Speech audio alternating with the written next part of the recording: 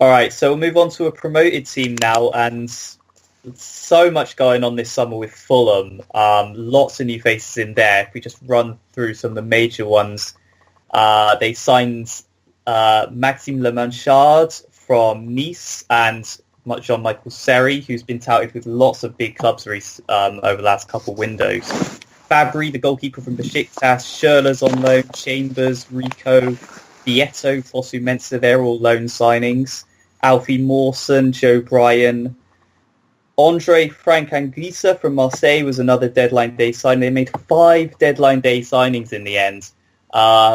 It's been a very interesting window from Fulham. Are we thinking there's good ambition here, or have they thrown the dice in desperation? What are you saying about the window for Fulham? I think it's all a balancing act in the end, because they've got to get all these players to connect in the system.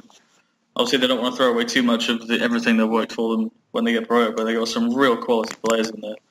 Like, just looking at the defence, you look at Fosu Mensah on loan from Man United. He's a really good young player. Brian from Bristol City, who's getting looked at by Aston Villa. He's a very good player. And then Mawson at the back came up from Swansea. He always looked very promising. And then in midfield, Seri, he was linked with Barcelona and Arsenal and all these big clubs. And he's ended up at Fulham. It's a mystery how they've got that kind of deal done. There was some real quality in there. It's Andre Schürrle as well from Dortmund. I always remember him being quality at Chelsea whenever he got a chance. I think as well with the signing of Schürrle, kind of this season, I think so much pressure would have been on Sessegnon's shoulders had there not been any backup to him. So I think the signing of Schürrle really kind of frees up Sessegnon, takes a lot of weight off his shoulders, because after all, he's still, 18 this year? 19? Mm. Yeah. But I'm excited about Fulham. I think in the past few seasons, we've had teams like West Brom and Stoke, kind of just making the numbers up, not really being very competitive. But I think Fulham, they showed ambition. They've got a good manager. He plays good attacking football. He wants to play football the right way. And I think they've done some good business. I think Joe Bryan's a really good signing. I think he's been a player of Premier League quality for a while now, and I think it's about time someone took a gamble on him. So, yeah, I think Fulham had a really good window, and I think it's an exciting time to be a Fulham fan. Got Mitrovic as well, didn't they, from Newcastle? Think he'll start for them, or? Yeah, maybe not now they've brought Vieto in from Atletico. I still think Mitrovic will start. He was just absolutely he pretty much got them promoted last season. Yeah, it'd be a fan favourite there, won't he? So it's a bit of a disappointment if you spent that much money on him as well, just to. Yeah, it's upwards of now 30 million they've spent on him. I think as well it's quite nice to see a bit of variety in their attack. I think the signing of Vieto, that's the sort of player that can play with Mitrovic or play like.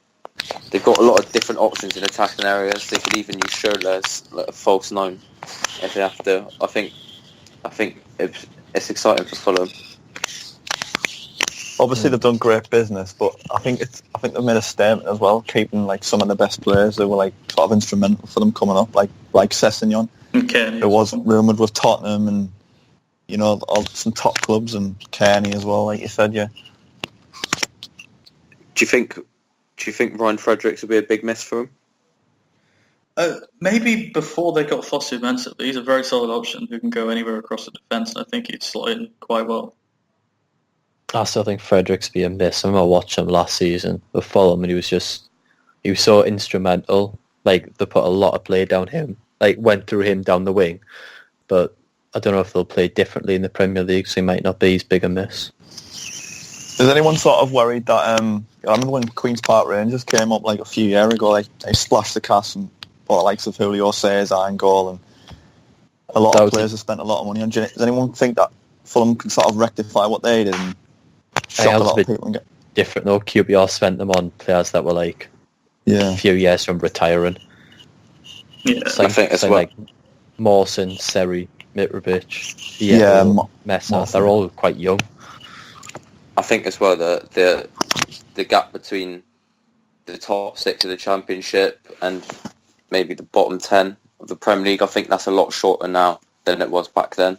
So I think Fulham will definitely be alright this season. Yeah, so do I.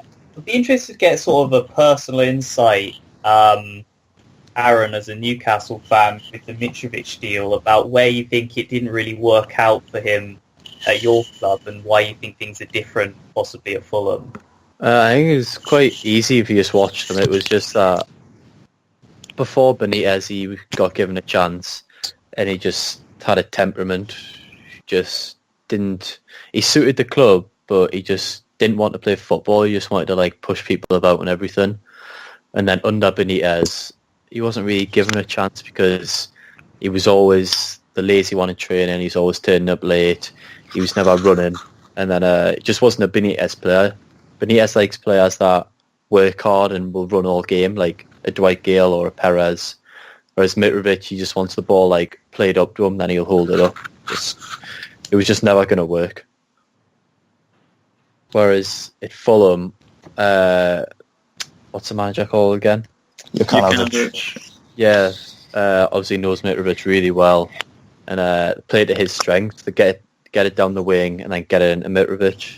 And they create loads of chances for him, where we're like quite a defensive team, so our strikers are going to get 1 or 2 chances a game at most, probably.